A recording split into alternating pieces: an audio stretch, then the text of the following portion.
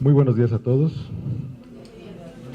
El Centro Universitario de Estudios Jurídicos se enorgullece en presentar a ustedes el conversatorio ¿Por qué habrá elecciones confiables y seguras el 1 de julio?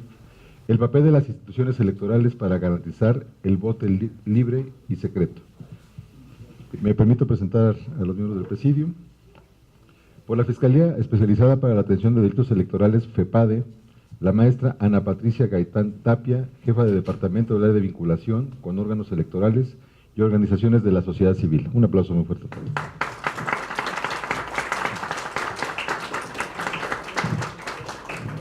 Por el Tribunal Electoral de la Ciudad de México, nos acompaña su presidente, el doctor Armando Hernández Cruz, magistrado presidente y académico.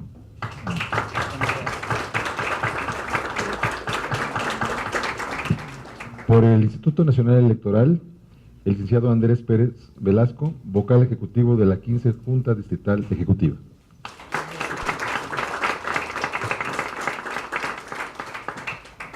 Por el INE y académico de la UAM, el maestro Manuel La Rosa Jaro, consejero electoral del 15 Consejo Distrital.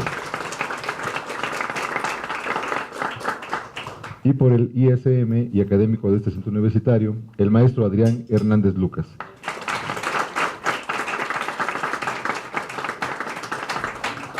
Se nos sabe la voz. Buenos días a todos. Antes de iniciar con este evento, solicitamos su atención para informarles sobre la ubicación de las salidas de emergencia, las cuales se encuentran localizadas en la parte de atrás del auditorio. Lo anterior como medida preventiva en caso de un siniestro y unidos fomentemos la prevención. Asimismo, solicitamos atentamente que a partir de este momento programen ustedes sus aparatos de radiocomunicación en modo de silencio vibración. Por su colaboración, muchas gracias.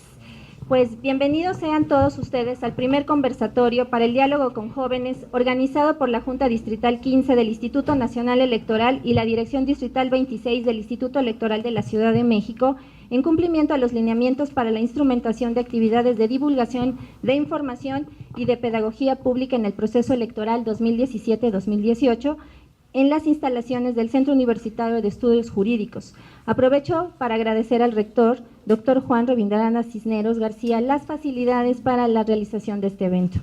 A continuación me voy a permitir presentar, ya presentó el rector a las personalidades y lo único que me resta sería dar la dinámica y la mecánica del evento. A quienes nos acompañan esta mañana también sean todas y todos bienvenidos y un saludo especial a quienes nos siguen en redes sociales. Para iniciar este conversatorio, para el diálogo con jóvenes, me permito explicar a ustedes la mecánica de la participación con los siguientes dos cuestionamientos. ¿Por qué habrá elecciones confiables y seguras el 1 de julio? Y el papel de las instituciones electorales para garantizar el voto libre y secreto. Nuestros ponentes presentarán la postura de la institución que representan relacionada con los cuestionamientos antes expresados. Bueno, pues iniciamos con la participación de la maestra Ana Patricia Gaitán Tapia, jefa de Departamento del Área de Vinculación con órganos electorales y organizaciones de la sociedad civil por la Fiscalía Especializada para la Atención a Delitos Electorales. Bienvenida, maestra, y le pasamos el micrófono.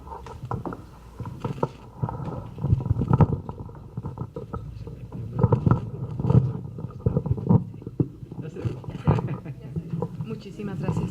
Muchas gracias, muy buenos días. Antes que nada, muchas gracias a las juntas 26 y 15 por estar preparando junto con el Instituto Nacional Electoral y el Instituto Electoral de la Ciudad de México esta serie de conversatorios con jóvenes. Prácticamente este es un grupo poblacional tan grande que es más del 40% de nuestro listado nominal y es un grupo poblacional al que no se le da la atención adecuada que se le debería de brindar. Espacios como este se celebran y ojalá se sigan replicando no solo en la Ciudad de México, sino en el resto del país. A nombre de mi titular, del doctor Héctor Díaz Santana, les agradezco la invitación, su presencia y estamos aquí para servirles. Desde la Fiscalía Especializada para la Atención de Delitos Electorales, ¿qué estamos haciendo para colaborar en la transparencia, en la limpieza de este proceso electoral 2017-2018? Bien, si bien nuestra competencia son obviamente solamente delitos electorales, y estos delitos electorales son aquellas acciones u omisiones que lesionan o ponen en riesgo el adecuado desarrollo de la función electoral y atentan contra las características del voto, que es lo que estamos preparando en la Fiscalía para respaldar y que se dé certeza y se respete el voto de la ciudadanía y las características del voto en México. Bien, tenemos pensado, estamos haciendo un mapeo. Este mapeo nos dice los riesgos que debemos detectar, aquellas zonas de atención especial donde tenemos que tener mayor presencia. Tenemos continua y eficaz y efectiva comunicación con las demás autoridades electorales y tenemos también, trabajamos de manera coordinada y contigua con otras autoridades. Les comento que el día 20 de marzo firmamos un acuerdo con la Confederación Nacional de Gobernadores, con la CONAGO. Si bien nosotros, quienes estamos representando autoridades e instituciones electorales en esta mesa, nos damos a la tarea de la organización, de la procuración de justicia, de la impartición de justicia de las elecciones, la seguridad no queda en nuestras manos. La ciudadanía está preocupada por su seguridad y qué mejor manera de estar trabajando de manera coordinada con aquellas autoridades que sí pueden y deben, brindar la seguridad a la ciudadanía. En la Fiscalía estamos implementando 17 predespliegues electorales en la misma cantidad de entidades, los cuales nos permiten estar en terreno, conocer de primera mano los problemas que se tienen en estas entidades, coordinarnos con diferentes autoridades y detectar esas zonas donde debemos estar, tanto personal de la Fiscalía, pero principalmente ministerios públicos especializados, para que cuando la ciudadanía nos denuncie algún posible delito electoral, podamos atenderlo de manera rápida e inmediata. E incluso, si no es competencia federal de la Fiscalía, de la FEPADE, se canaliza a la autoridad que puede resolver este problema electoral, este posible delito electoral. En la Ciudad de México tenemos una Fiscalía Central de Investigaciones de Asuntos Especiales y Electorales. Está a cargo de la maestra Margarita Vázquez Sánchez y en esta Fiscalía, ¿qué se va a ver? Se va a ver todo aquel posible delito electoral de competencia local. Nosotros, Fiscalía Especializada para la Atención de Delitos Electorales, veremos la competencia federal, aun y cuando, obviamente, si se nos solicita, podremos participar, puesto que la organización de las elecciones concurrentes está también de la mano con el INE y con el Instituto Electoral de la Ciudad de México. Eso le da a la Fiscalía competencia para participar y poder estar atendiendo las demandas de la ciudadanía. Si bien la Fiscalía en números de servidores públicos es pequeña, aumentó de 330 que éramos a 550, vamos a tener presencia en toda la República con células móviles. Dependiendo de los resultados del mapeo que les comenté hace unos momentos, se va a determinar cuántos servidores públicos de la Fiscalía estarán en cada una de las 32 entidades para no dejar una de ellas desatendidas. Vamos a tener 100 servidores aproximadamente que estarán atendiendo nuestro call center, el 01800, donde se pueden recibir denuncias electorales o simple y sencillamente preguntas que tenga la ciudadanía referentes al proceso electoral. Y nos aumentaron el número de agentes del Ministerio Público, 102 se integraron a la Fiscalía para estarle dando atención a este importante proceso electoral. Los principales delitos electorales que recibimos de las llamadas, las denuncias que nos hacen los ciudadanos son compra y coacción del voto, así como condicionamiento de programas sociales. ¿Qué es lo que estamos haciendo nosotros para prevenir todo esto? Capacitación, no solamente durante proceso electoral, todo el año, haya proceso o no haya proceso. Y las capacitaciones se dan de manera especial a diferentes grupos. ¿A qué me refiero? Hay capacitaciones para servidores electorales, para jóvenes, para integrantes de organizaciones de la sociedad civil, para servidores públicos y beneficiarios de programas sociales, donde les reiteramos nuestro compromiso para atender cualquier denuncia, cualquier queja que puedan ellos considerar que sea un delito electoral. Gracias.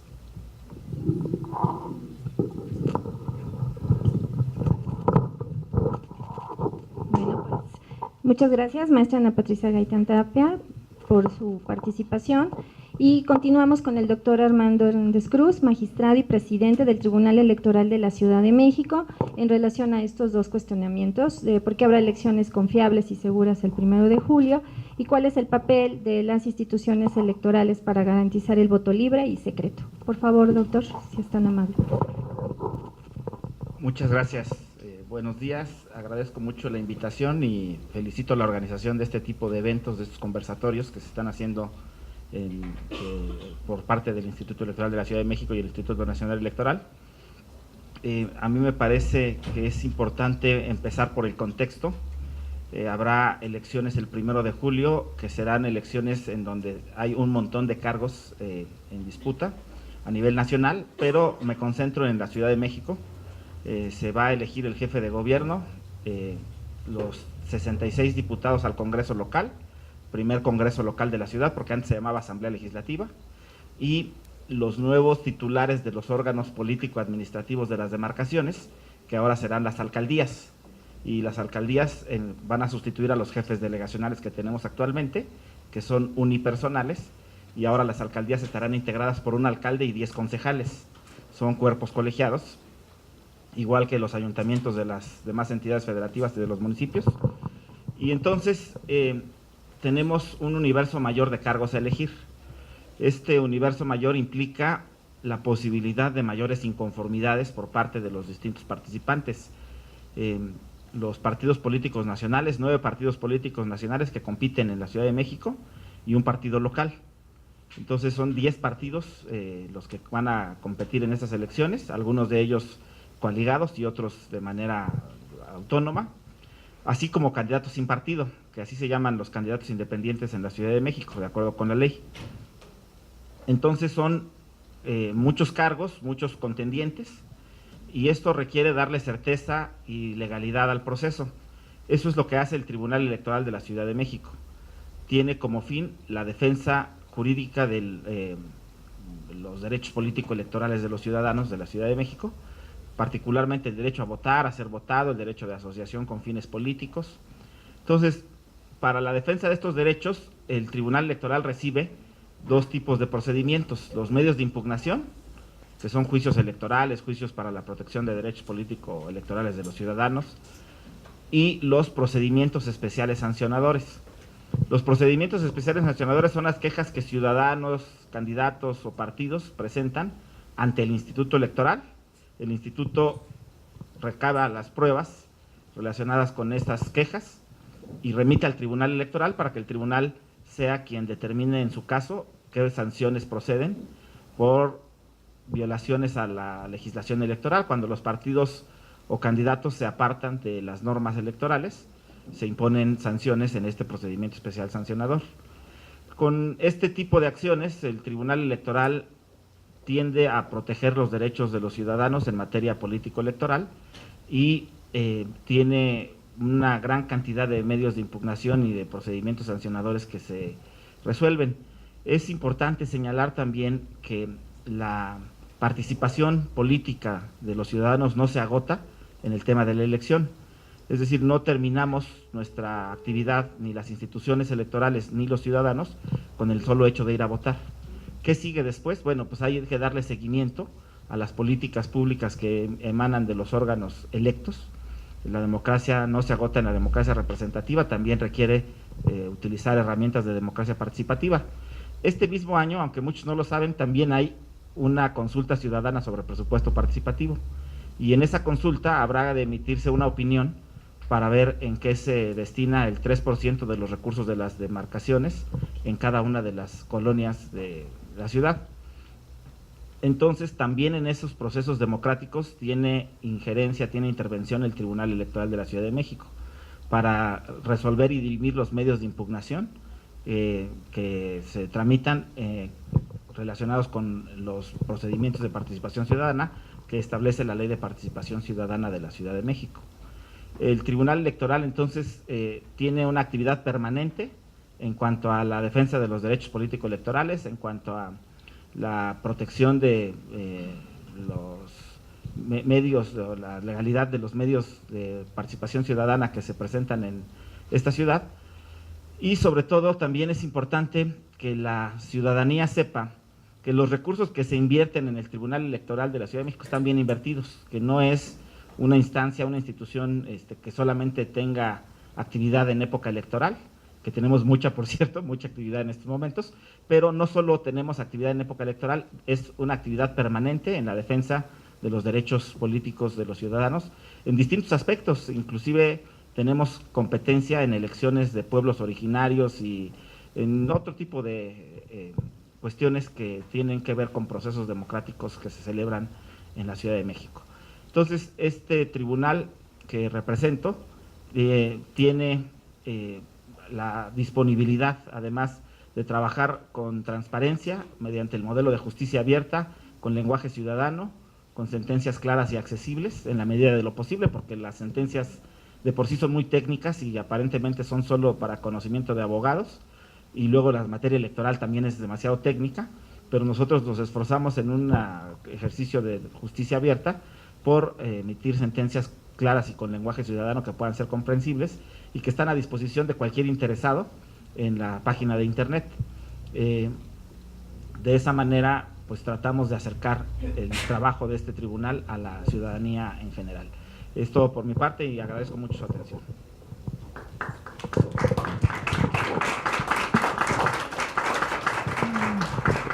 Muchas gracias, doctor Armando Hernández Cruz, por su intervención. Seguimos con la intervención del licenciado Andrés Pérez Velasco, vocal ejecutivo de la 15 Junta Distrital del Instituto Nacional Electoral, que también nos hablará sobre estos puntos de las elecciones confiables y seguras este 1 de julio y sobre cómo se va a garantizar el voto libre y secreto desde la perspectiva de esta institución. Gracias. Claro que sí.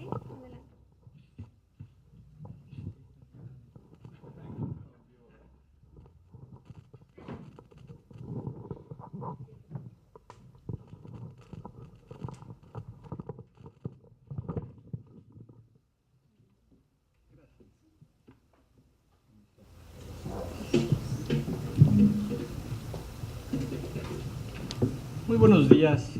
Saludo con cariño y respeto a mis compañeras y compañeros con los que tengo el honor de compartir esta mesa Presidium y por supuesto con el mismo respeto y afecto a todas y todos ustedes, que me entusiasma el ver que existe un interés por seguir avanzando en este camino o esfuerzos que estamos haciendo por llegar a una vida plenamente democrática en nuestro querido México. Y resalto la palabra nuestro para quitar esa idea que se tiene de decir en este país. Este país es mi país, es su país. Bien, los temas que vamos a abordar hoy, los que nos convocan, son tan interesantes como antiguos. De hecho, hablar de elecciones confiables y seguras me remonta de inmediato al siglo pasado, en donde las elecciones eran conducidas por un órgano que se llamaba Comisión Federal Electoral, y que precisamente la demanda ciudadana, las inquietudes ciudadanas, hicieron que transitara a lo que después conocimos como el Instituto Federal Electoral o llamado Instituto Nacional Electoral. Esta idea de la generación de la confianza y de dar seguridad en los procesos electorales, en las elecciones en sí, me parece que se podrá contestar en un segundo, porque la respuesta es a través de las instituciones, de quienes me han hecho, de quienes me han precedido en el uso de la palabra, en esta Fiscalía Especializada para la Atención de los Derechos Electorales, que es una de las instituciones más jóvenes de las llamadas instituciones democráticas, de los tribunales electorales, para el caso de la Ciudad de México, el Tribunal Electoral de la Ciudad de México, y por supuesto los órganos electorales, los institutos electorales, hoy el Instituto Nacional Electoral, los organismos públicos locales, que para nuestro caso es el Instituto Electoral de la Ciudad de México. Y la respuesta sería muy sencilla. La confianza y la seguridad en las elecciones está garantizada porque las elecciones las hacen ustedes, la ciudadanía. Permítanme circular rápidamente alguna información de la participación ciudadana en este proceso electoral.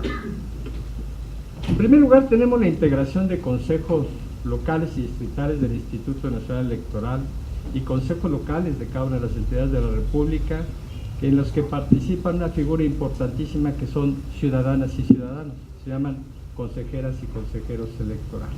De ellos tenemos aproximadamente a lo largo y ancho de nuestro país 4.000, 4.500 ciudadanos haciendo esta noble labor. Por el otro lado, tenemos la integración de mesas directivas de casilla, que para el presente proceso se tiene estimado instalar más o menos 1,5 millones de casillas, que representaría, en la que participarán funcionarios más o menos de 1.500.000 ciudadanas y ciudadanos que estarán atendiendo las mesas directivas de casilla, y que yo me preguntaría, ¿por qué tendríamos que desconfiar de ellos?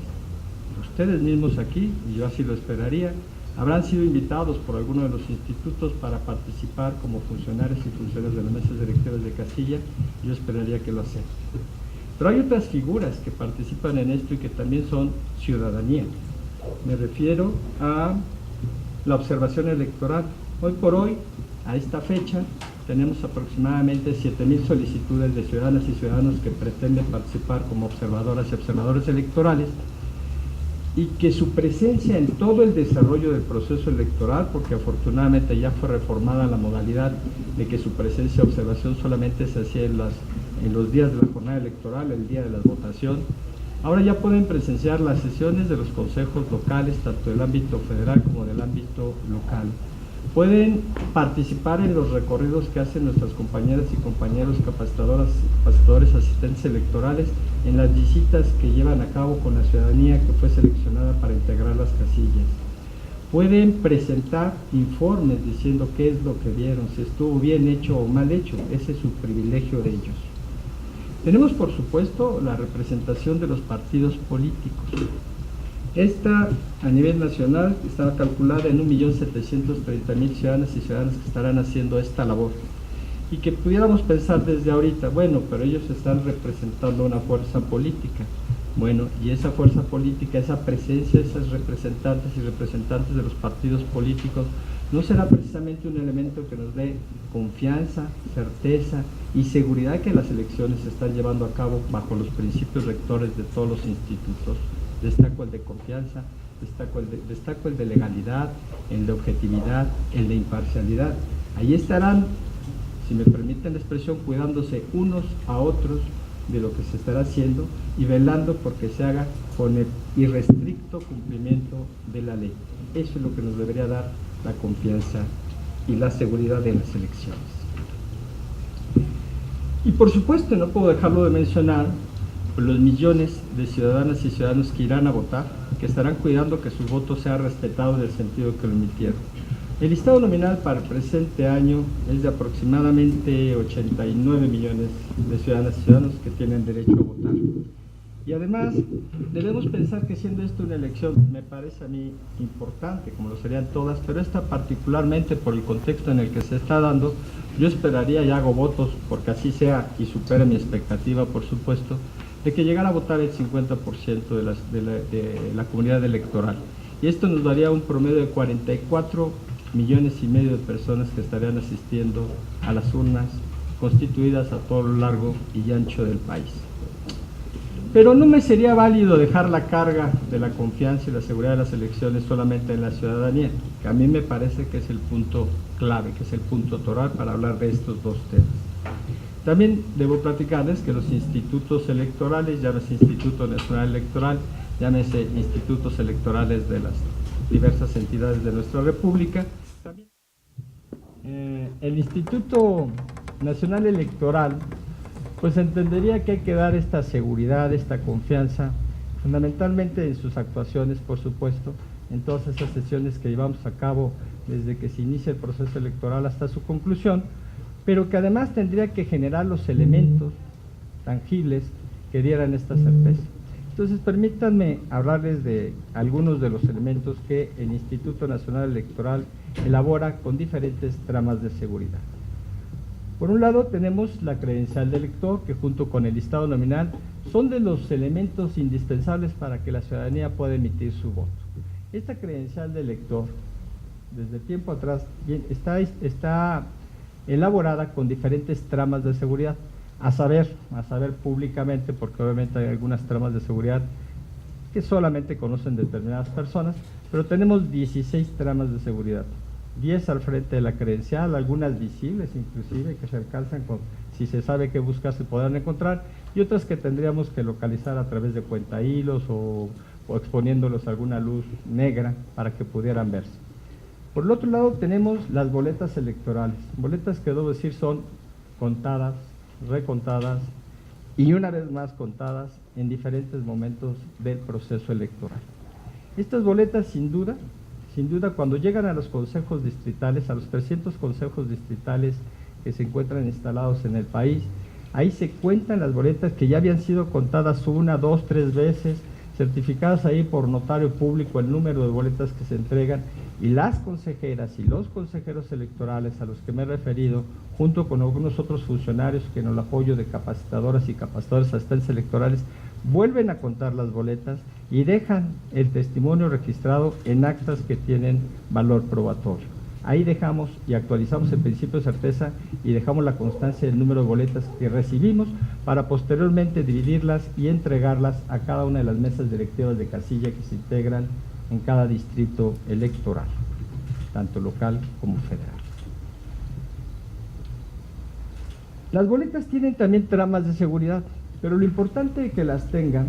Estas sí no las conocemos, no podrá decirles ahorita ninguna de las que tiene, porque en cada proceso electoral la autoridad competente determina cuáles serán las tramas de seguridad y solamente la dan a conocer a los consejos distritales hasta el momento, después del momento que llegan, pero el momento previo que lo entreguemos a las y los funcionarios de las mesas directivas de casilla. Ahí las y los consejeros electorales de estos órganos, de los consejos distritales, en presencia de las y los representantes de los partidos políticos, revisan que esa documentación que está saliendo, ergo boletas electorales, cuente con esas tramas de seguridad.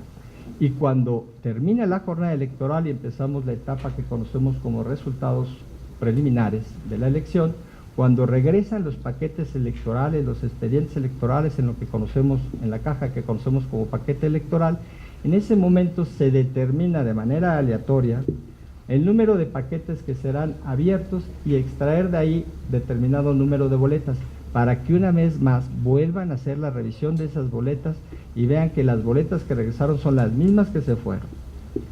Adicionalmente a esto tenemos obviamente el elemento normativo.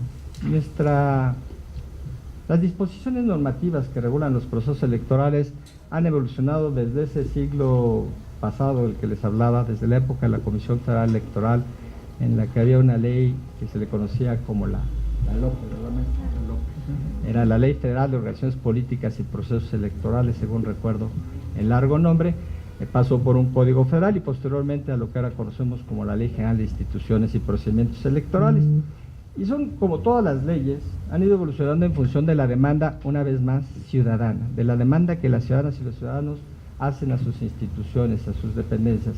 En este caso, la demanda fue generada por un evento que, aunque todas y todos ustedes son muy jóvenes, seguramente recordarán la elección del 2006, en la que fue tan cercana la cantidad de votos emitidos a favor de dos de los candidatos de aquel entonces, que implicaba rescatar, acomodar al lugar cualquier voto que se hubiese encontrado por ahí extraviado, escondido en alguna de los paquetes electorales, y se exigía, lo van a recordar con aquella leyenda de voto por voto, boleta por boleta, y que los institutos, los órganos electorales no podían hacer, no por falta de convicción y algunos posiblemente por una creencia cierta de que contar en ese momento las boletas hubiese sido lo mejor para nuestro país. No se podía hacer porque era poner en riesgo la elección, porque la ley no permitía abrir todas las boletas si no existían o no se actualizaban determinadas causales para hacerlo. Por lo tanto, tuvimos que correr a nuestras instituciones hermanas de la democracia, que en este caso fueron el tribunal, para que el tribunal ordenara que se pudieran abrir y en función de eso ya abrirlas legalmente los paquetes electorales y poder contabilizar las boletas. Bueno, pues ahora nuestra legislación ya prevé que se deban contar en los casos en que se actualicen los supuestos, que se puedan contar esos votos emitidos por la ciudadanía, lo que genera confianza, lo que genera la seguridad de que el voto que emitieron las y los ciudadanos será respetado en el sentido de su voluntad. Un elemento más que coadyuva en beneficio de los temas que nos ocupan, la confianza y la seguridad, son, y lo señalo al final, pero no por ello menos importante, precisamente las instituciones llamadas democráticas, que son una triada, son tres. ya la citaba, pero permítanme volver a enfatizar quiénes son ellos. El Tribunal Electoral del Poder Judicial de la Federación y los tribunales electorales que se constituyen en cada una de las entidades de nuestro país, para nuestro caso, el Tribunal Electoral de la Ciudad de México, la Fiscalía Especializada para la Atención de Delitos Electorales, conocida por prácticamente todos nosotros como la FEPADE, y por supuesto el Instituto Nacional Electoral y los órganos públicos locales, que en el caso de la Ciudad de México es el Instituto Electoral de la Ciudad de México, y lo señalo con toda convicción y la verdad que con mucho gusto, uno de los mejores, el mejor instituto electoral de las entidades de la República. Cuenta con personas profesionales, responsables, que están entregadas a la materia electoral y que yo soy testigo de ello. A estas instituciones yo me atrevería, con el respeto de mis compañeras y compañeros del presidio, a mencionar una cuarta. Me parece que el Instituto Nacional de Transparencia, Acceso a la Información y Protección de Datos Personales ya debería ser incluida como una de las instituciones a favor de la democracia que nos permite seguir avanzando en ese camino. La cito como referencia para ustedes. Nuestro segundo tema es el papel de las instituciones electorales para garantizar el voto libre y secreto. Y el tema me lleva primero a rascar un poco en la conciencia de la ciudadanía y empezaría por la aquí presente. Estos temas también son igual de antiguos. De hecho, estas dos premisas de libre y secreto, como estoy seguro la gran mayoría de ustedes saben, son dos de las características que cubren a nuestro voto, ¿verdad? El universal, el ser directo, el ser personal, intransferible, y es libre y secreto. Y ciertamente son dos de las características que nos llevaron a hacer los esfuerzos que hoy por hoy se han logrado para lograr elecciones limpias, transparentes, creíbles y que generen la confianza en la ciudadanía que tanta falta nos hace. En las instituciones electorales, por supuesto, Tribunal, FEPADE, institutos electorales, pero también en las demás instituciones que rodean la vida social de las y los mexicanos. Este tema del voto libre secreto lo vería al revés. Primero vería la parte de secreto. Por secreto debemos entender que es un privilegio de nosotros como ciudadanas y ciudadanos el no revelar el sentido de nuestro voto, el no decir hacia qué partido, hacia qué candidato o candidata vamos a votar.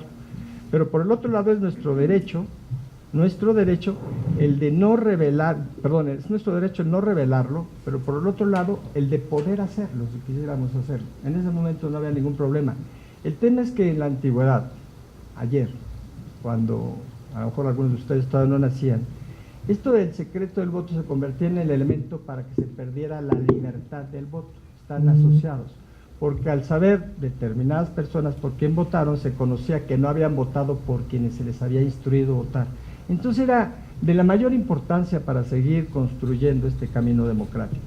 Hoy por hoy, a nivel operativo, podría decir que todos los institutos electorales prevén el acondicionamiento de bienes muebles que permiten que cada ciudadano y ciudadano emita su voto en la intimidad, preservando la secrecía de ese voto.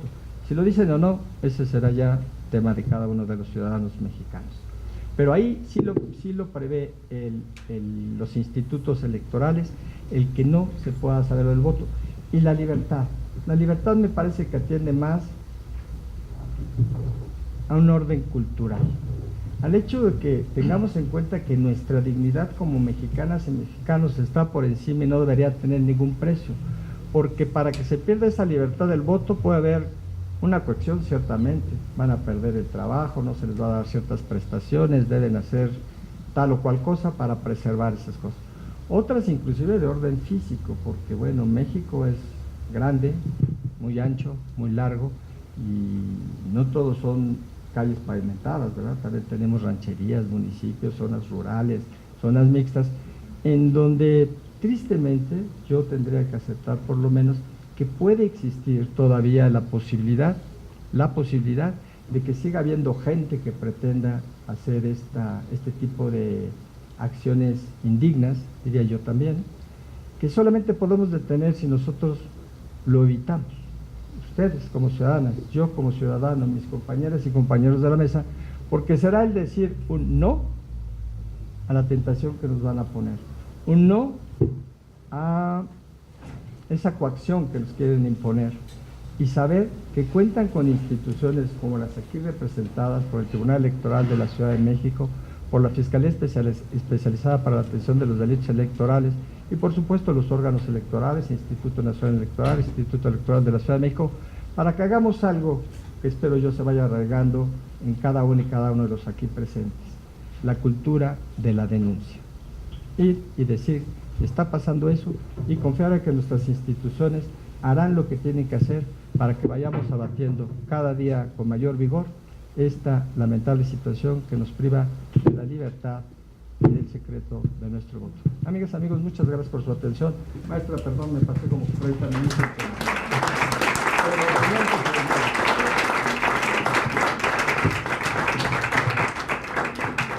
Agradecemos mucho la participación del licenciado Andrés Pérez Velasco por su intervención y tan interesantes datos que nos está arrojando en relación a pues, estas elecciones que estamos en este proceso electoral. Continuamos con la aportación del licenciado Manuel La Rosa Haro, que también cabe mencionar que es consejero electoral de la Junta Distrital 15 y académico por la UAM. Por favor, maestros, si es tan amable. Muchas gracias. Muy buenos días a todos. En primer lugar, agradecer al señor rector del Centro Universitario de Estudios Jurídicos que nos haya hospedado para este trabajo. Darle las gracias desde luego a la maestra Rocío Alejandra Torreblanca, titular del órgano desconcentrado de la Junta Distrital 26 local, y desde luego a mi consejero presidente, al licenciado Andrés Pérez Velasco, vocal ejecutivo de la 15 Junta Distrital del INE en la Ciudad de México, y a mis compañeros amigos, al doctor Armando Hernández Cruz, que tengo muchos años de conocerlo, y al consejero Adrián Hernández Lucas, y desde luego a la maestra Patricia Gaitán de la FEPADE. Pues miren, con los pocos minutos que uno tiene para estas sesiones, en estas mesas, debe elegir una línea de argumentación que les diga algo y que cuando uno se levanta a la mesa quede satisfecho de lo que vino a plantear. Es un tema muy complejo, está planteado como una pregunta, no como una afirmación, lo que nos reúne aquí. ¿Por qué habrá elecciones confiables y seguras el 1 de julio? Ya escucharon a 3 posicionamientos de 3 instituciones electorales fundamentales para el proceso, que es en el orden que lo hicieron de su intervención, la FEPADE, el Tribunal Electoral de la Ciudad de México y desde luego la posición de la Junta 15 a través del licenciado Andrés Pérez Velasco. Y yo quiero retomar la línea de argumentación de 2 cosas que dijeron Armando y Andrés. Todos hacemos contexto. Esta es una frase que empieza a circular en las entrevistas de radio y en los análisis políticos. Cuando decimos que todos hacemos contexto, es que la responsabilidad electoral de la calidad de la elección, de la confiabilidad, de la legalidad, de la transparencia, tiene que ver con el rol que cada uno de nosotros asumimos. En este caso, el maestro Adrián Hernández Lucas y yo somos consejeros ciudadanos, pertenecemos de manera temporal en el trabajo de las actividades de organización electoral del INE, recibimos una dieta mensual, lo cual no nos hace ser incondicionales ni de un partido político, ni de las políticas, ni de las decisiones del Instituto Nacional Electoral. Justamente la figura del consejero electoral está pensada para esta línea de argumentación que siguió el licenciado Andrés Pérez Velasco, diciendo la parte más aguda, digamos, de la responsabilidad electoral recae finalmente en estos consejeros electorales y en los funcionarios de las mesas de casilla que estamos ahora convocando y capacitando de manera muy intensa desde los 300 consejos distritales del país para integrar esta numeralia que ya dio Andrés. Si la memoria no me falla, creo que son 157,000 casillas que reúnen a ese 1.800.000 ciudadanos que van a estar al frente de la responsabilidad de recibir el voto. Yo, aprovechando que no están los partidos políticos aquí y sin querer ser políticamente incorrecto, diría que falta mencionar en esta mesa esta enorme responsabilidad que tienen los partidos políticos en el proceso.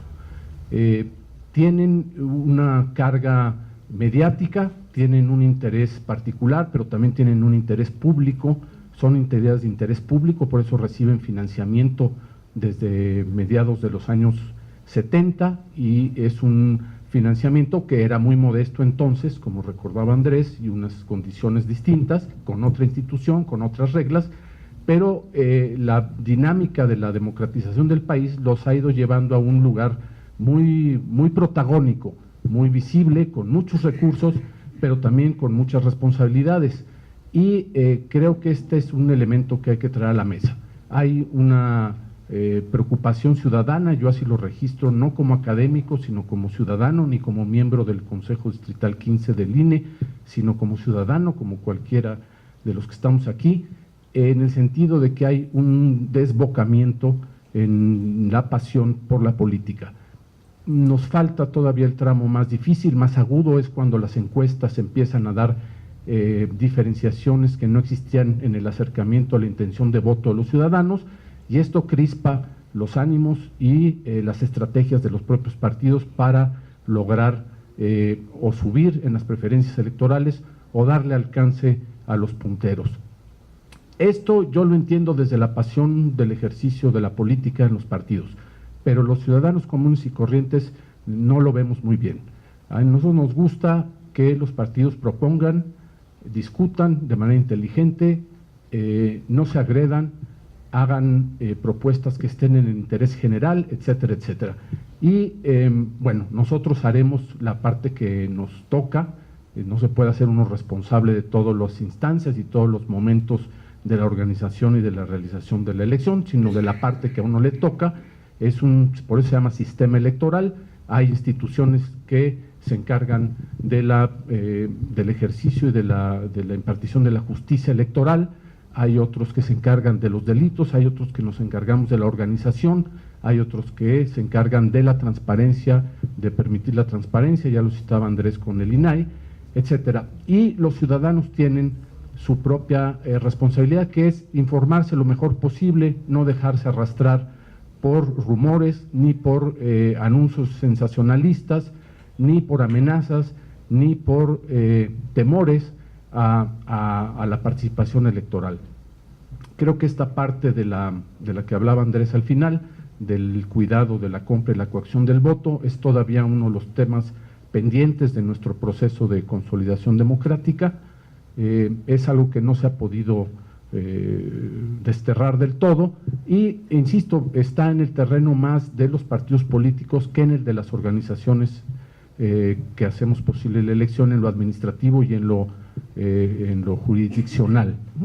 Una parte es la cuestión administrativa, que es el INE y el OPLE de la Ciudad de México, y la otra es la parte jurisdiccional, que depende del Tribunal Electoral del Poder Judicial de la Federación y del Tribunal Electoral de la Ciudad de México, y adicionalmente esta figura de la Fiscalía Especializada para la Atención de los Delitos Electorales. Entonces, digamos, hay un andamiaje institucional que se ha construido en los últimos 25, 30 años, que es poderoso, es sólido, ha costado mucho trabajo, mucho dinero, hay que decirlo con toda claridad, que nos coloca en una situación absolutamente distinta a los mediados finales de los años 80 en términos de legalidad y transparencia y de calidad de la organización electoral. No existía el servicio profesional electoral entonces, no existían los consejeros electorales ciudadanos, no existía la FEPADE, no existía el Tribunal Electoral del Poder Judicial de la Federación, no existían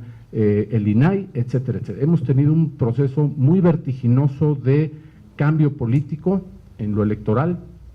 No todo mundo lo conoce y lo valora en su justo término, porque no tienen por qué ser especialistas en esto. Los ciudadanos no tienen por qué conocer la trayectoria de estas instituciones ni el cambio a fondo de estas reglas.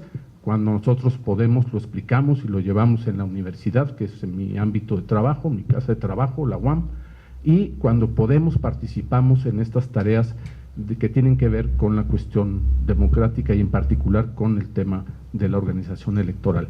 Entonces yo diría que estamos infinitamente mejor colocados que hace muchos años, que hace unos años, yo percibo que hay un interés ciudadano enorme, en todos lados se puede empezar a hablar de esto, estamos empezando a platicar como mexicanos, a mí me parece eso una cosa muy hermosa, estamos aprendiendo a oírnos sin crisparnos, a entender al otro, a mirarlo a los ojos, a respetarlo con lo que piensa y lo que quiere, y esto es la parte más difícil de la construcción democrática, porque hacer las leyes y crear las instituciones y destinarles presupuestos, etcétera, es una tarea de una política pública y de una decisión de gobierno, pero la parte más dura de la transformación democrática de cualquier país está en el terreno de la cultura política, donde no hay grandes inversiones y donde lo que va funcionando es la actitud de la familia, de la escuela, del amigo, de uno mismo, en cómo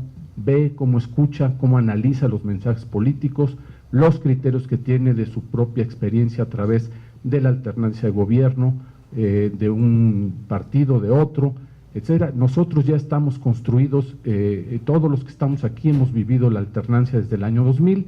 En aquel entonces el maestro José Woldenberg opinaba que el árbitro no se debería de ver, a él le gusta mucho el fútbol, a Pepe Woldenberg. Entonces hacía muchas analogías cuando fue consejero presidente del IFE, diciendo que la aspiración que él tenía era que el árbitro no se viera, ¿no? En el espacio de la… Pero la realidad nos ha puesto en una situación donde el árbitro se ve mucho y cuenta mucho. Ese es un indicador de que tomamos por un rumbo que no estaba del todo previsto, porque el INE es todo un protagonista, es una cara muy importante de la elección y se ve mucho y la gente se construye su opinión de lo que va a ser la calidad electoral del proceso, mucho en función de lo que percibe del Instituto Nacional Electoral y desde luego en el ámbito subnacional o de los órganos locales, de los institutos electorales locales de cada una de las entidades federativas del país. Entonces, yo intentando responder esta pregunta con algo que les haga sentido, es que nosotros construimos contexto, que estamos infinitamente mejor habilitados legal e institucionalmente para esta elección del 18. La competencia está intensa, no es ninguna novedad para ustedes, hay que reconocerlo, hay que estar pendientes y que los partidos no se nos vayan a salir de cauce, porque son los que pueden crisparle los ánimos a los propios ciudadanos. Nosotros, como consejeros electorales en los 300 consejos distritales, no tenemos ningún interés partidario en la mesa de sesiones, allá aprobamos, votamos y discutimos las cosas sustantivas del proceso electoral. Todos tendrán sus simpatías partidarias, pero esas se quedan afuera de la sala de sesiones.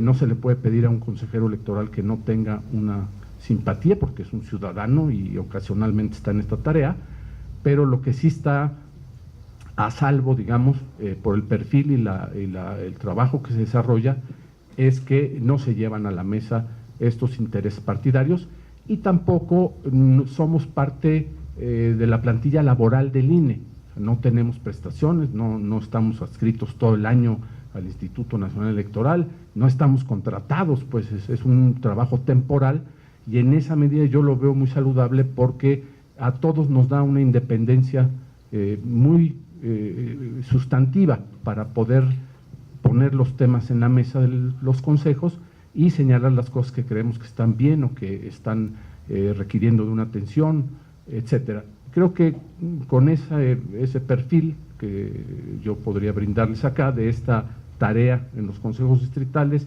y de la línea de argumentación de que los ciudadanos son la parte sustantiva, yo podría hacer algún otro comentario si hay una segunda ronda. Muchas gracias.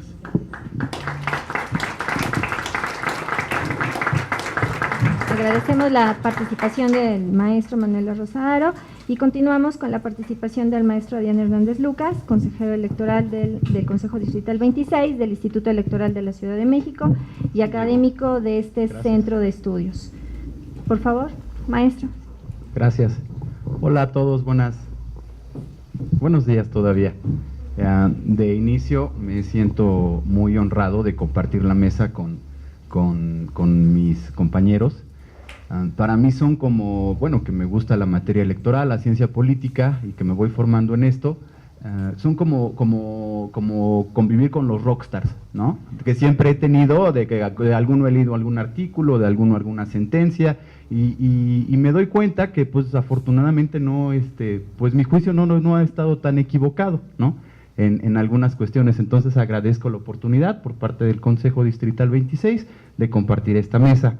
Ahora, para entrar un poquito más en dinámica con todo el auditorio, me gustaría hacerles una pregunta un poco personal a todos. Nada más necesito que me levanten la mano. ¿Quiénes son Acuario y quiénes son Piscis de signo zodiacal? Acuario y Piscis. Ok. ¿Recibieron una invitación por parte del instituto para formar parte como funcionarios de casilla? ¿No recibieron invitación por parte del instituto? Chin, bueno, ahí se me rompe mi primer hipótesis.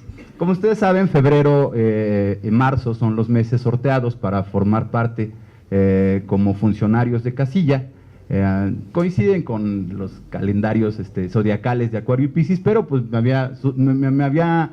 sí me había caído, ¿no? Como tal, pero pues aquí se me rompió esa hipótesis. Otra aclaración que tengo que hacer respecto a mi participación es la idea de la confianza que nosotros podemos tener respecto al proceso electoral o a los resultados de las próximas elecciones.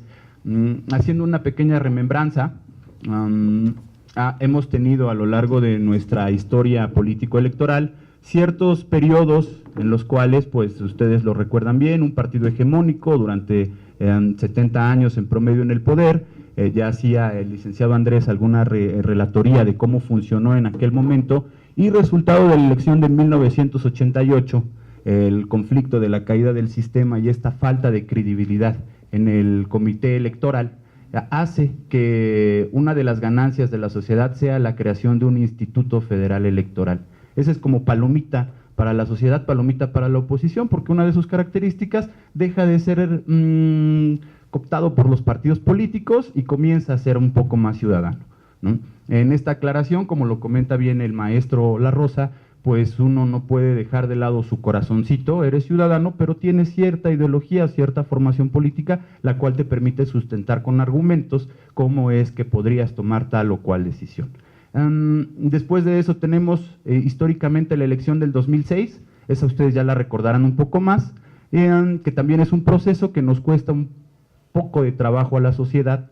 Todavía esa mínima diferencia del 0.54%, me parece, es el que incluso para algunos todavía no es superable, ¿no? O sea, quedó atrás. 12 años después se presenta un nuevo proceso electoral, y resultado de esa elección tan caótica, tan controversial, tan criticada de 2006, y del papel que realizaron las instituciones electorales, también hay ganancias por parte de la sociedad.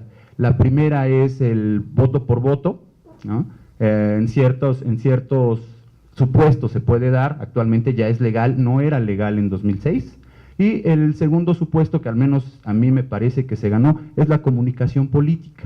Esta cuestión de que el capital privado no pueda meter las manos en las elecciones como tal, ¿no? O que los partidos políticos no puedan basar sus campañas en campañas negativas, de desprestigiar a otro sin generar propuestas propias, ¿no? Eso también para mí es una ventaja como ciudadano. Ahora, respecto a la parte de cuál es la función que nosotros tenemos como instituciones que dan confianza al proceso electoral, pues se va a ver el 2 de julio. El resultado, la primera evaluación que nosotros tenemos será el 2 de julio. La gente, toda la ciudadanía va a amanecer muy interesada en cómo se van arrojando los resultados respecto de las elecciones. Una pequeña diferenciación que se encuentra entre el Instituto Electoral de la Ciudad de México y el Instituto Nacional Electoral, que en el de la Ciudad de México nosotros el cómputo lo realizamos inmediatamente concluyendo la elección. Se tiene presupuestado que alrededor de las 10:30 a 11 de la noche del domingo 1 de julio vaya llegando el primer paquete electoral a la sede distrital, y de ahí se comienza a hacer el cómputo distrital. A nivel federal, esto tenemos que esperar un par de días para que el miércoles a las 8 de la mañana comience ese cómputo, pero pues el primer paso, la primera palomita va a ser el lunes 2 de julio, que nos despertemos queriendo saber cómo tenemos resultados preliminares y más o menos cómo va la elección. todo este andamiaje institucional que se está construyendo, en eso tiene que resultar, ¿no? En que la gente esté tranquila, que esté confiada, que esté convencida de que la elección se llevó a cabo en paz, con confianza, con orden, con organización, conforme a la ley, y sobre todo que la gente esté convencida también de que efectivamente su voto se está considerando y se está tomando en cuenta, está contando como debería de, ¿no? Resultado de las ganancias de la ciudadanía, yo es que me encuentro sentado aquí, veo una convocatoria por parte del Instituto Electoral de la Ciudad de México para poder participar como consejero, y de esta convocatoria me llamó mucho la atención porque es un proceso abierto, transparente y que cualquier ciudadano puede seguir a través de internet y prácticamente en tiempo real. Una evaluación de conocimientos en materia electoral, una evaluación curricular que previamente ya te daba como las características de cuál sería el puntaje, y por último una entrevista que también es consultable. La entrevista fue videograbada y es consultable a través de los medios del Instituto Electoral de la Ciudad de México. Esto, el mismo proceso que realicé en el Instituto Electoral, lo realicé en el Instituto Nacional Electoral. Ahí no fue igual. En el Instituto Nacional Electoral presenté mis documentos, la misma evaluación curricular, pero ahí no recibí ninguna respuesta. No hay una evaluación escrita de conocimientos y tampoco hay una entrevista. Desconozco por qué sea esa parte, pero como ciudadano yo celebro que el instituto sí la tenga, ¿no? Y que gracias a eso pues tú ves las mejores calificaciones y los mejores perfiles son los que integran los consejos distritales en el Instituto Electoral de la Ciudad de México. Por último, para concluir esta parte de hacerlos participar un poquito más a ustedes como foro, tendría que hacer 3 preguntas que me gustaría que ahorita que se abra el micrófono para ustedes, pues si en algo les sirven de guía, pues que las tomen, ¿no? La primera sería, ¿conocen ustedes a sus candidatos? ¿Conocen? Vamos a ir a votar el 1 de julio para los que vivimos en la Ciudad de México, diputados locales, diputados federales, senadores, jefes de gobierno, presidente de la República, alcaldes. ¿Conocen a sus candidatos? Faltan 6 semanas para la votación, aprox. ¿Sí conocen quiénes son los que se están postulando? Esa es una. Otra pregunta, ¿quién ya decidió su voto? Se las dejo ahí también para que pues igual por ahí la piensen. Y por último, como tercer pregunta, ¿qué los motiva a votar por X o por Y persona? ¿Qué los motiva a votar? ¿Qué los convence? Que yo voy a votar por fulanito o por perenganito. ¿La persona como tal? ¿El partido político que representa? ¿O la ideología política que persigue? No sé, pues ustedes dirán algo, ¿no? A lo mejor puede ser porque es su vecino, a lo mejor porque es una persona que les genera confianza, por su currículum académico, por su preparación, por el partido que lo postula. Vaya, ahí son N de posibilidades. Esas 3 preguntas me gustaría compartírselas y ahorita pues a ver si tenemos oportunidad también para platicar un poco acerca de ellas. Por mi parte es todo, muchas gracias por su atención.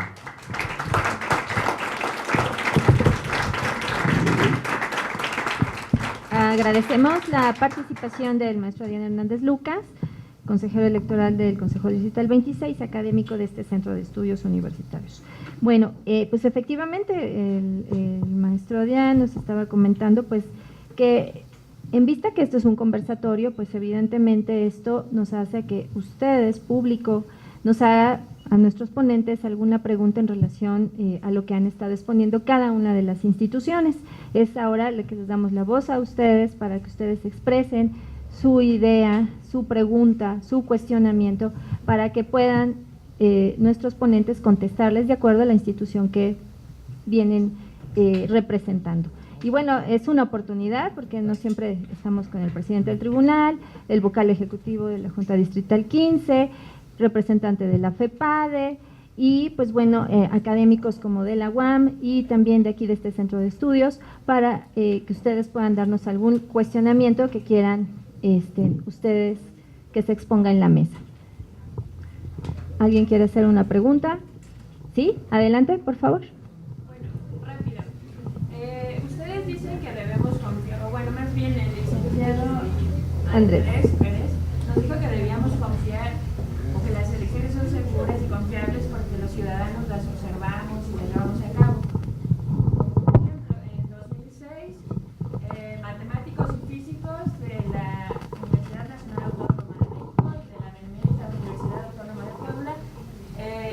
llevando un conteo del PREP y se dieron cuenta que funcionaba como espejo. Y dijeron, es que sí tendría que haber, a lo mejor no una apertura de todas las boletas, pero sí de ciertas, porque solo puede funcionar como espejo este cambio si hay dos candidatos, y no había dos candidatos. Esa es una. Y por otro lado, mientras más participen, mayor estadística de error hay. Entonces, en realidad no es que se dude de la honorabilidad de los ciudadanos, sino de que a veces se pueden equivocar al contar. Creo que en ese aspecto su postura es demagógica, o tirada hacia cierto partido político, por un lado. Por otro, siempre, en realidad creo que ninguna institución de la seguridad, 1988, 2006, 2012, y en realidad en casi todos los años que hay elecciones federales, hay una modificación a la... Bueno, se hace una reforma político-electoral y si ustedes leen las reformas políticas electorales son extraordinarias, ¿no? Pero si nos vamos a 2012, se reportan monederos electrónicos de Monex, de Soriana, y apenas en 2017, me parece, dijo, ay, ¿qué crees que sí hubo? Pues ya no nos sirve, no podemos quitar a Peña Nieto, ¿no? En todo caso, si se hubiera dado los supuestos que marca la Constitución. Y a lo mejor no es su culpa, pues, ¿no? Porque es demasiado trabajo, pero en realidad, pues, no dan garantía, ¿no? Tan es así que en Coahuila y en el Estado de México, pues, pasó lo que pasó. Bueno, en el Estado de México, por ejemplo, las cabezas de cerdo. Y dicen, bueno, sí hubo, o sí pasó algo, pero pues no incidió, ¿no? Y, bueno, entonces, todo eso, aparte, bueno, para mí no me da seguridad por un lado, y por el otro, supongamos que sí quisieran hacer ustedes su trabajo y que no los quitaran ni los destituyeran por hacer su trabajo. ¿Cuál sería, aparte de las multas, algo que se podría aplicar a los partidos políticos? Porque todos cometen en mayor o menor medida algún delito electoral, y en realidad las multas solo sirven como de, bueno, sí, no las pagan ellos, las pagamos los ciudadanos, porque el presupuesto sale de nuestro bolsillo, no del bolsillo de los políticos. Y bueno, pues eso, más bien, sí voy a salir a votar. No confío completamente en las autoridades electorales, pero creo que se puede empezar a hacer un cambio, al menos en este aspecto, si uno sale y aporta lo suyo y ser observador electoral, etcétera, etcétera. Y bueno, eso sería. Muchas gracias. Pues, ¿qué les comento a mis ponentes? Empezamos por mención al licenciado André. Bueno, empezamos con el licenciado Andrés Pérez Velasco, porque por alusión personal. Y continuamos con el doctor Armando. Sí, involucra a todos, definitivamente la pregunta.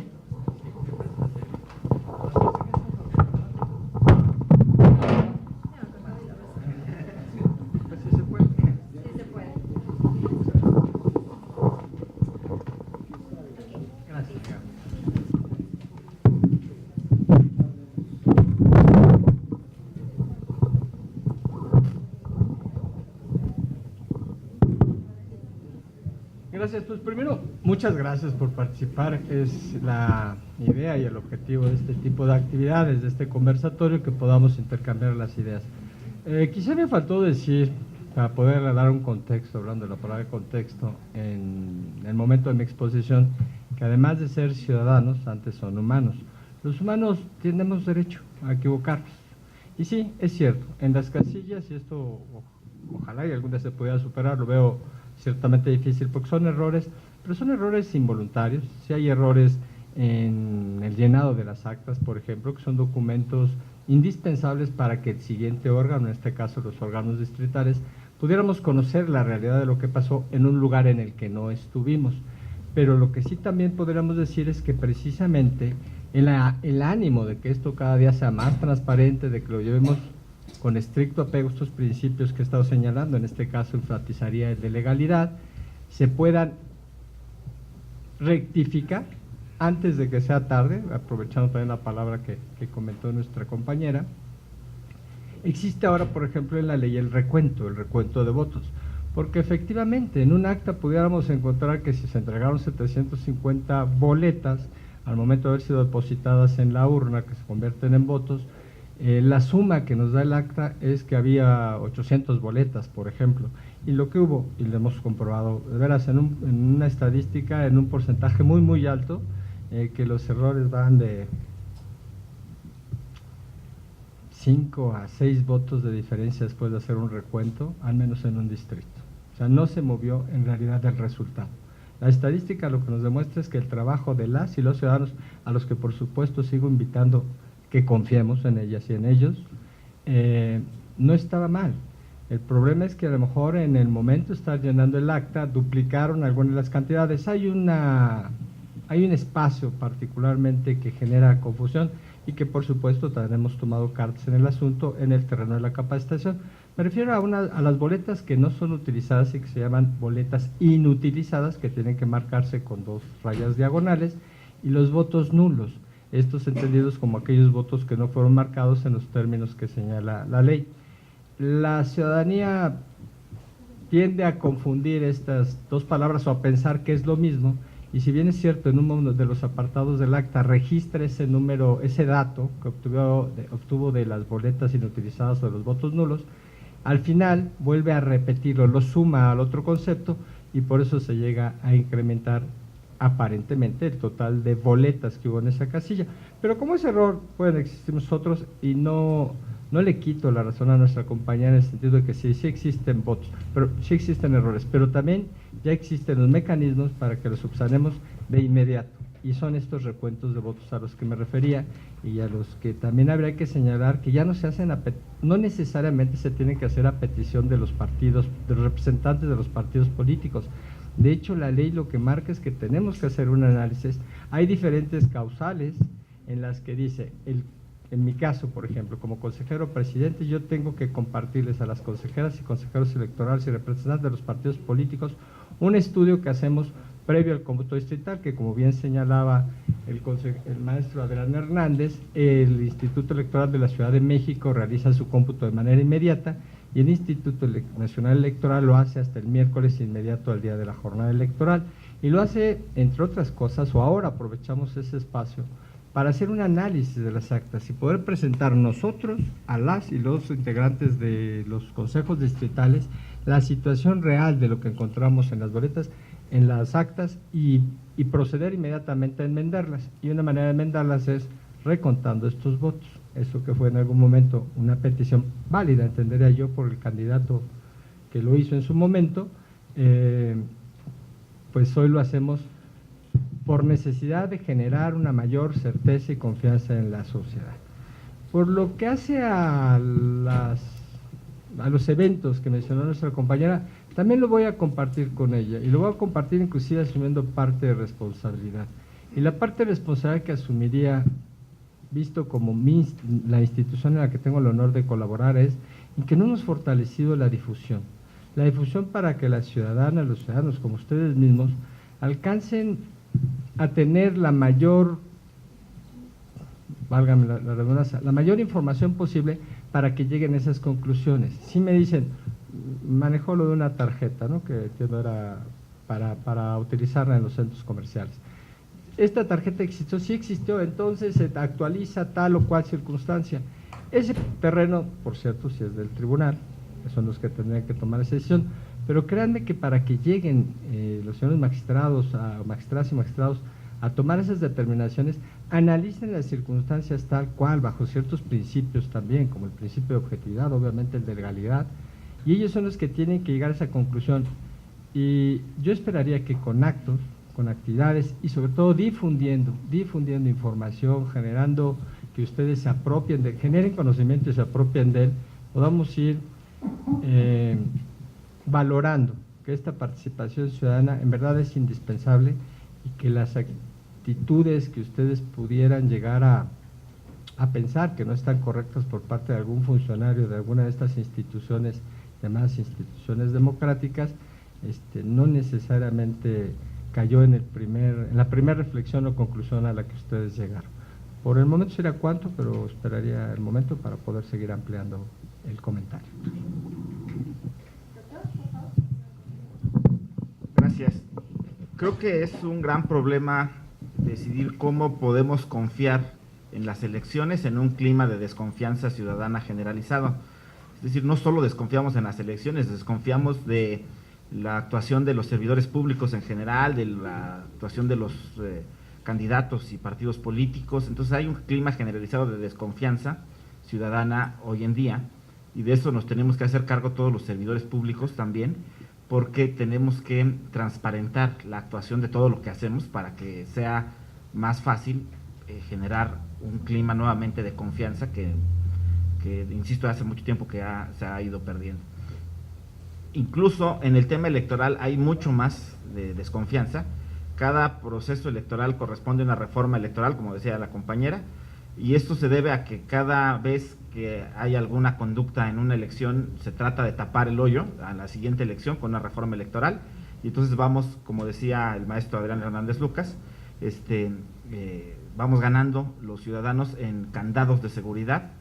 El Instituto Nacional Electoral es consultado por otras instituciones de otros países que tienen elecciones en climas de desconfianza, y somos en nuestro país, México, un referente.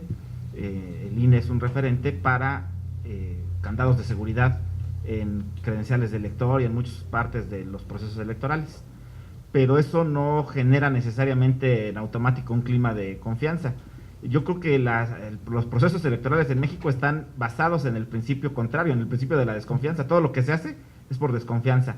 Los partidos políticos no confían unos a otros, no confían en las autoridades electorales, los ciudadanos no confían ni en los partidos ni en las autoridades. Entonces, esta desconfianza generalizada, además de que genera cambios a la ley, también genera mitos que a veces se difunden y se repiten con mucha frecuencia. Quiero poner un ejemplo reciente, el tema del Bronco, ¿no? Generó una reacción negativa en la sociedad, pero yo me pregunto cuántos leyeron la sentencia del Tribunal Electoral, cuántos de haberla podido leer, que está accesible, se puede consultar, le pudieron haber entendido a todo lo que ahí se plantea, y de haberlo podido entender cómo sacar nuestras propias conclusiones y argumentos, que no sigan necesariamente las líneas argumentativas de los medios, que tampoco muchas veces se dieron a la tarea de leer y entender la sentencia y simplemente hablar de manera negativa en ciertos aspectos. Esto es complicado, es algo complejo, por eso hablaba yo de que se debe intentar una justicia abierta, cercana a la gente, y que las sentencias sean entendibles. Creo que por eso, son temas de interés de todos, y esos temas de interés general implican la necesidad de involucrarnos, de saber qué está pasando, de tener información. En esta desconfianza y en estos mitos de los que hablaba yo, está el tema de los recuentos. Muchas veces me ha tocado escuchar que los partidos piden recuentos porque van a rescatar votos, es la intención. Me dicen candidatos y partidos, me han llegado a decir, es que en el distrito tal se rescataron 5,000 votos para mi partido, ¿no? O sea, me han dicho cantidades increíbles. Y yo les decía, a ver, ¿realmente crees que los ciudadanos se hayan equivocado, los ciudadanos que cuentan los votos se hayan equivocado y sean tampoco cuidadosos para equivocarse por 5,000 votos? Ya decía el licenciado Andrés Pérez, se rescatan 5 o 6 votos, o sea, hay cambio marginal mínimo. Entonces, la herramienta de los recuentos además se hace en 2 vías, en sede administrativa, en los distritos de los institutos electorales, ya sea nacional o local, y en sede jurisdiccional también se puede, los tribunales, ordenar recuentos. Cualquiera de las formas en que se hagan los recuentos en realidad no tienen como fin cambiar el resultado de la elección, sino dotar de certeza y legalidad a lo que se hizo en el conteo de los votos. Esa es su finalidad. Y sí, bueno, se llegan a anular votos, se llegan a anular casillas y se llegan a anular elecciones. Las multas no son la única herramienta, digamos, la única sanción a las que tienen acceso las autoridades. Las sanciones van desde una amonestación, que es lo más simple, multas, hasta pérdida de registro de candidatos y nulidad de elecciones, que ya ha habido casos en el país de nulidades de elecciones por irregularidades graves que se presentan. Entonces, creo que el hecho de que mientras más se ve que hay casos de nulidades de elecciones, incluso de gobernadores, podría llegar eventualmente la nulidad de elección presidencial, si fuera el caso de que las irregularidades fueran tan graves que así lo ameritaran. La sentencia de 2006, inclusive de la elección presidencial, se publicó como una obra para consulta, y ahí se hace un análisis de las irregularidades que hay y la gravedad de estas irregularidades, en fin, todos estos aspectos creo que es importante tomarlos en cuenta como ciudadanos y estar lo mejor informados y poder tener una opinión que es muy importante, la opinión de cada uno de nosotros sobre los aspectos de los procesos electorales. Por eso yo celebro la realización de estos conversatorios y la asistencia y el tiempo que se están tomando ustedes en escuchar estas opiniones y en reflexionar junto con nosotros sobre estos temas tan importantes en la vida nacional. Tenemos una pregunta en línea, porque estamos transmitiendo por Facebook Live, y bueno, esto es para la FEPADE. ¿Cuándo sanciona la FEPADE algún representante de casilla y cómo se dan cuenta en su caso? Yo creo que en ese caso. Así es, ¿cómo sanciona la FEPADE algún representante de casilla y cómo se da cuenta de su caso? Otra también, se realizó un estudio matemático sobre el cómputo de resultados en la elección del presidente en 2006 y se afirma que se manipularon a favor de un candidato que fue presidente ese sexenio. ¿Cómo podemos confiar en esos cómputos? Bueno, creo que también esta pregunta ya estuvo aquí pues explicada por el vocal en relación a los cómputos y los recuentos. Otra pregunta que tenemos es que bueno, que no tiene que ver estrictamente, tiene que ver, pero bueno, ¿se aplicará en este país el desafuero? ¿Puede dar una breve explicación cómo procedería esto en el tema, bueno, el tema que está ahorita en los medios en relación a la aprobación del desafuero en las cámaras, ¿no?, que tenemos? Bueno, si me podría hacer el favor la maestra Ana Patricia Gaitán de contestar la pregunta.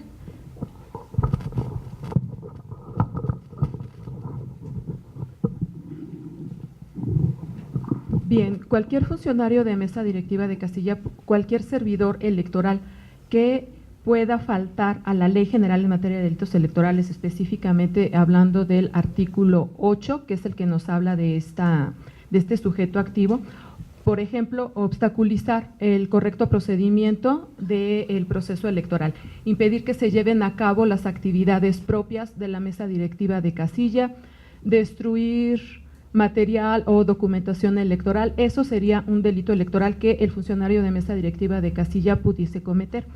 ¿Cómo nos damos cuenta en su caso? Tenemos células móviles, no se encuentran en todas y cada una de las mesas directivas de casilla, pero sí en cada entidad. Si se hace la denuncia por cualquiera de los medios de contacto a la Fiscalía, la célula puede acudir. Si no puede acudir por cuestión, de distancia, de cualquier manera, quedando la denuncia en los medios de contacto de la Fiscalía, se inicia la investigación, la cual determinará si es un delito electoral, si es una falta administrativa, y si es un delito electoral, cuál es la sanción que este funcionario puede recibir. Y puede ser multa y prisión. Le daría entonces al doctor, al maestro de la Rosa, por favor. Muchas gracias. Nada más ¿cuál es tu nombre? Mira, Estefaní, esa pregunta es muy importante, muy interesante, porque el gran momento, digamos, de la elección, pues es el de los resultados, y ahí se reúne toda la atención del país. Yo te diría que el programa de resultados electorales preliminares que existe actualmente viene justamente de la experiencia muy negativa de la caída del sistema el 6 de julio de 1988, cuando estaban compitiendo por la presidencia, entre otros, el licenciado Carlos Salinas y el ingeniero Cuauhtémoc Cárdenas, y Cecilia Soto por el PT, si no recuerdo, y por el PAN, Cloutier, Manuel J. Cloutier. Entonces, de ahí viene, digamos, este diseño de dar oportunamente los resultados lo antes posible después del cierre de las casillas. Lo que yo te quiero decir, y al auditorio, es que existen 3 mecanismos de información que a veces se confunden. Una cosa son las encuestas a boca de urna, o sea, cuando tú sales de tu sección electoral, ya votaste y te agarra alguien en la calle y te dice, usted quisiera compartir con nosotros, decirnos por quién votó, y se hace una especie de conteo, ¿no?, que se conoce como a boca de urna, ¿no? Luego vienen los conteos rápidos, que son los que se hacen cuando se pegan las sábanas afuera de los consejos distritales, ya con los resultados de los conteos, que su fuente original y única son las actas de escrutinio y cómputo que se generaron en cada una de las mesas de casilla, ¿no? Entonces, ahí tienes otra fuente de información que es mucho más veraz que la de a boca de urna, porque tal vez la gente que salió de la urna dijo que votó por un partido y en realidad votó por otro, y se hace una contabilidad errónea por quien está haciendo el ejercicio. Y finalmente, el programa de resultados electorales preliminares se puede generar justamente, como decía el maestro Hernández, en el caso federal, hasta pasada el cierre de la votación, y la forma en la que van llegando los resultados de las casillas, que también tienen como insumo, como fuente de información original y única, los datos que se asentaron en las actas. En este caso va a ser sobre unos cuadernillos electorales que ustedes han escuchado, ¿no? Pero digamos que el tema del algoritmo que pudiera modificar el sentido de la votación nacional es prácticamente imposible. ¿Por qué? Porque los representantes de los partidos políticos le toman una foto a las actas que se están elaborando en cada uno de los 300 consejos distritales. Voy a poner el caso de la de presidente porque es la que mayor atención tiene el día de hoy, ¿no? Entonces, los representantes de los partidos toman la foto, cosa que en 88 y inclusive en 94 no era posible porque no existían estos adelantos tecnológicos, ¿no? Se toma la foto y la envían a su partido político, y cada partido va haciendo la contabilidad de su propia votación, pero la fuente que utilizan los funcionarios del Instituto Nacional Electoral y los partidos políticos es la misma, no hay otra. Está la firma de los representantes de partido, está la firma del presidente Casilla, del secretario, no recuerdo si de los escrutadores, también de los escrutadores, de tal manera que el acta de la casilla es un documento absolutamente sólido. Tan es así que la última implementación tecnológica del instituto, hasta donde yo recuerdo, fue que las podías ver todas las actas a partir de la elección del año. No, pero en la federal ya la tuvimos. Ya se pudo ver en línea las actas, que son el insumo incuestionable del sentido de la votación de cada uno de nosotros. Ahí estaba tu voto y ahí estaba el mío, si es que votaste en aquella ocasión, ¿no? Pero creo que no. Pero ahí estaba, ¿no? Entonces, esa fuerza de la imagen, que luego es llevada a la captura, digamos, de los resultados, tiene una confiabilidad que en algunos casos tiene pequeños errores, como decía el vocal del Instituto 15, porque hay errores de humanos de sumatoria que en realidad no son significativos para cambiar el resultado de la elección, ¿no? En la mayoría de los casos, digo, si la diferencia es por 5 votos y esos 5 votos fueron los que se contaron mal, pues desde luego que hace la diferencia, pero cuando estamos hablando de cientos de miles de votos, no 10, 15, 20, 60 votos no tienen ningún impacto porque no modifican la condición de ganador entre el primero y el segundo lugar, ¿no?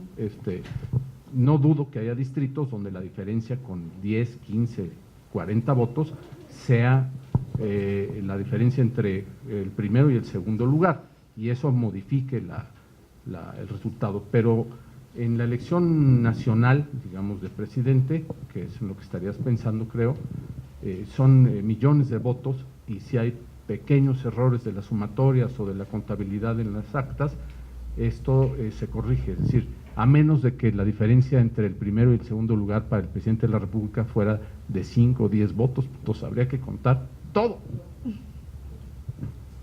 Ahí sí. Así es. Gracias. Gracias, maestro. Bueno, por último, tenemos otra pregunta del público que está en línea. Dice, en la práctica se percibe un ambiente de incertidumbre, pero en mayor medida de inseguridad, desde el ciudadano desinteresado hasta el ciudadano extremista.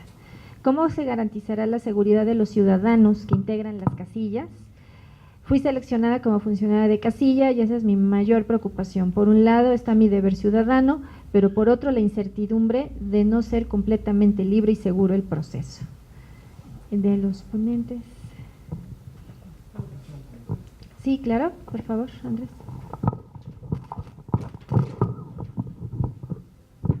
Este es en línea, ¿verdad? Es en línea. Ajá. Pues bueno, saludamos con afecto a quienes nos escuchan a través de Facebook Live. Sí, este tema de la seguridad de la ciudadanía es un tema recurrente en cada proceso electoral y derivado por comentarios expuestos ya en esta mesa, que es el entusiasmo de las y los candidatos de los partidos políticos y el tono que van tomando las campañas. Están en eso, están buscando el voto de cada uno de nosotros y bueno, cada quien escoge una estrategia para ello. Lo primero que yo podría decir ahorita es que no se tiene visualizado ese tipo de escenario para el proceso electoral, pero nadie lo podría garantizar cabalmente. El Instituto Nacional Electoral, los institutos electorales de cada una de las entidades de la República, en todos los casos prevén, se tienen convenios firmados con las diferentes autoridades de seguridad de la República, como las de orden federal, y estas tienen ya un plan previsto para brindar este apoyo y esta garantía a las ciudadanías de que todo saldrá en paz. Pero fundamentalmente me parece a mí que el que una elección se lleve a cabo de manera pacífica, que es a lo que aspiramos todos, que es el propósito de hecho de los procesos electorales, reconocerlo como una vía pacífica para seguir trascendiendo en nuestra sociedad y mejorándola en el día a día, estará garantizada para las y los ciudadanos que nos hagan el favor de participar en las mesas directivas de casilla. Gracias. Sí, pues. Continuando con la misma reflexión respecto a la seguridad que pueden tener los funcionarios de casilla para ese día, me queda claro una cosa. Yo en alguna ocasión también ya participé como funcionario de mesa directiva de casilla, y las personas que participamos en esa noble labor, me queda claro que es por amor a México, ¿no? O sea, son personas con una conciencia cívica, la cual las hace participar. Actualmente tienes que llegar a 7 de la mañana para empezar 7:30, ¿no? Y pues para este proceso, vaya, ¿no? Serán muchas horas las que estarán trabajando para poder recibir la votación y después de eso realizar el escrutinio y cómputo. Me vino a la mente cuando escuché la pregunta, cuando la leías, la película de Cantinflas, ¿no? La de Si yo fuera diputado. No sé si recuerdan un momento cuando se realiza la elección y todas las personas dicen, pero es que no tiene caso ir a votar porque siempre gana, ¿no? Siempre gana el mismo. Y dicen, no, pues en esta ocasión va a ser diferente. ¿Por qué? Pues porque todos vamos a ir ahí y si se quieren robar la urna, nosotros ya estamos organizados con garrotes, con tubos, con palos, y llegaron como 3 mequetrefes ahí, ¿no? Mandados por el cacique del pueblo, y al momento de que se quieren llevar las urnas, pues la ciudadanía sale y les dice, no, espérense, ¿no? Ya están los jefes afuera de la urna, de la casilla, y le digo, ¿qué pasó con las urnas? No, pues es que no pudimos, porque ahora sí están bien atentos todos los vecinos, ¿no? A que no se lleven los paquetes. Algo así. Yo dije, bueno, es una película, no funcionaría como un documento académico o como una fuente de referencia. Yo fui testigo de la elección en el Estado de México del 2017, el año pasado, para la gobernatura del Estado de México, y en la parte en la que a mí me toca observar, 5 para las 6, cuarto para las 6, un poquito antes de que cerraran las casillas, en ese caso a mí en una escuela donde se colocaron una básica y 3 contiguas, empieza a llegar mucha gente, era en una comunidad rural, empieza a llegar mucha gente y se mete a la escuela, ¿no? Se mete a la escuela y previendo que ya se iba a cerrar la casilla, muchos de ellos ya habían votado, otros se formaron para votar, emitieron su voto, pero adentro de la casilla, a ojo de buen calculador, yo creo que había unas 200 personas, adentro de las instalaciones de la escuela. ¿El objetivo de ellos cuál era? No era violentar, no era reventar, no era intimidar, era cuidar su elección. Nosotros estamos aquí, nos quedamos, los dejamos trabajar, no nos vamos a salir, no vamos a permitir que cierren la escuela, pero nosotros queremos vigilar cómo se van a contar los votos. Entonces, en esa parte creo que la seguridad que podríamos brindar, lo que podríamos tener con los funcionarios de casilla, pues es la propia seguridad que la comunidad, los vecinos, las personas que participan de la elección, pues pueden otorgarle, ¿no? Ese respaldo ciudadano de la participación desinteresada, más que el propio interés de saber que la elección está cuidada. Creo que eso es lo que podría blindar nuestras elecciones.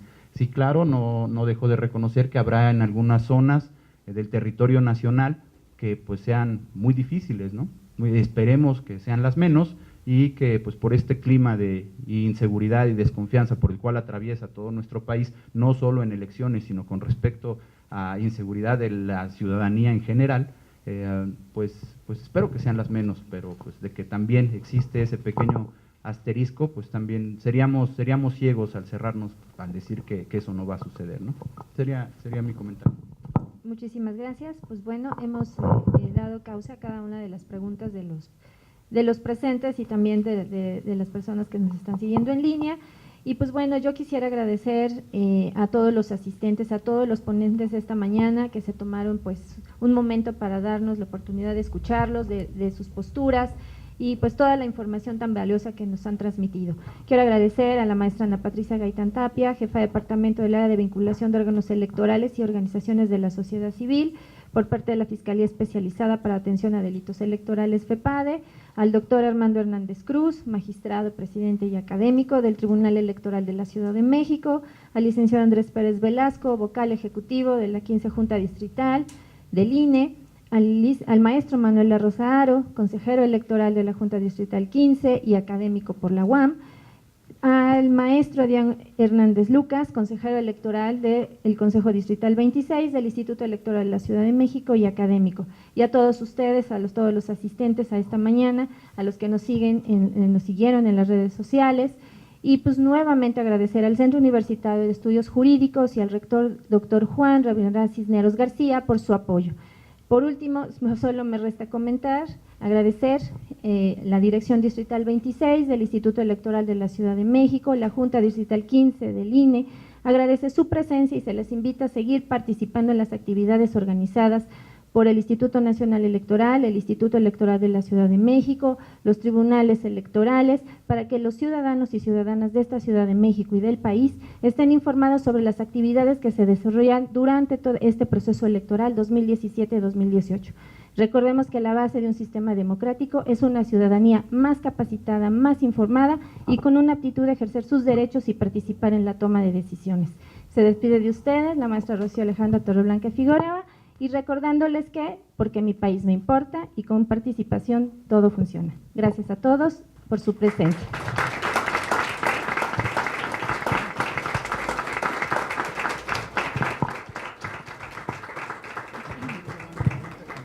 Por último, Ivonne, ¿me podrías ayudar?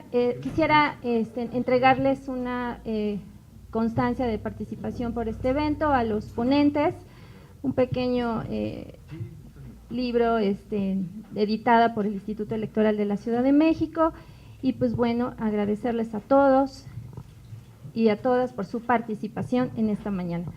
¿Sí me las puedes ir pasando, Ivonne? Al licenciado Andrés, un fuerte aplauso por favor, al vocal ejecutivo.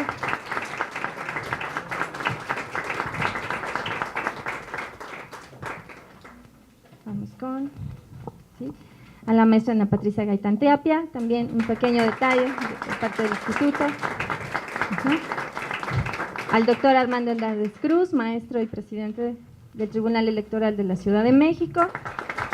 Gracias. Al maestro Manuel La Rosa Haro, consejero electoral de la Junta 15 y académico de la UAM, y nuestro querido consejero, por favor, Adrián, maestro. Y a todos ustedes, muchísimas gracias por su presencia esta mañana y pues estén pendientes de todas las actividades que se desarrollen en pro del proceso electoral. Muchas gracias.